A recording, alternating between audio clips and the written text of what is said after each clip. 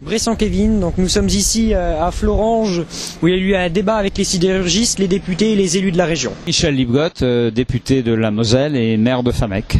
Pourquoi êtes-vous venu aujourd'hui au débat ? D'abord parce que j'étais invité et qu'en général quand je suis invité par des gens qui ont des projets mais aussi des soucis, je me déplace, c'est la moindre des choses. C'est à la fois mon rôle de député sortant, mais c'est aussi aujourd'hui, si j'ai bien compris, dans le cadre de ma candidature à la fonction de député, puisque je suis un nouveau candidat.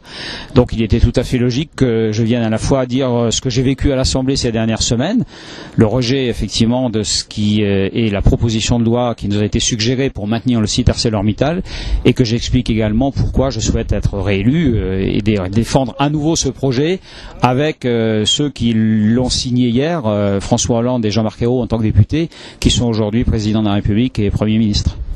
Si vous êtes réélu député, que comptez-vous faire pour la sidérurgie à Lorraine ? Je crois qu'on l'a dit tout à l'heure, on va reprendre notre texte, puisque on sait qu'aujourd'hui, entre nationalisation et privatisation, il n'y a pas vraiment de juste milieu.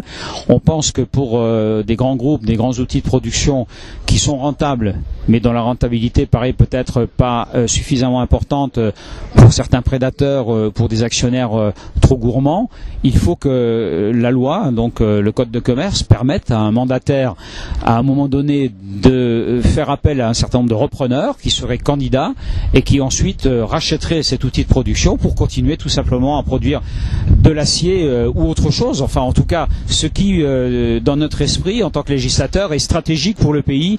Et on n'imagine pas évidemment un pays sans sidérurgie, parce que l'acier, c'est quelque chose de stratégique. Et si ArcelorMittal, et là M. Mittal en l'occurrence, ne veut pas continuer de produire de l'acier en France, il faut que d'autres groupes puissent continuer à produire de l'acier dans les usines qui lui rachèteront. Que pensez-vous du débat qui a eu lieu cet après-midi ? Écoutez, ce débat, il est toujours intéressant parce que, d'abord, j'ai constaté que beaucoup étaient plutôt favorables à la proposition faite par l'intersyndicale, donc je m'en félicite. Maintenant, c'est vrai que c'est pas ici que ça se vote. Là, on est plutôt dans un débat électoral. Après, il faudra que chacun se positionne à l'Assemblée nationale une fois élu. On a quand même pu constater que certains y étaient opposés. Je pense en particulier à une sensibilité ou à deux sensibilités de droite qui, semble-t-il, n'acceptent pas le texte tel qu'il est, mettant en avant la propriété privée. Moi, je considère que, effectivement, la propriété privée doit être respectée, mais dans les limites de l'intérêt national et dans les limites de l'intérêt des salariés des entreprises.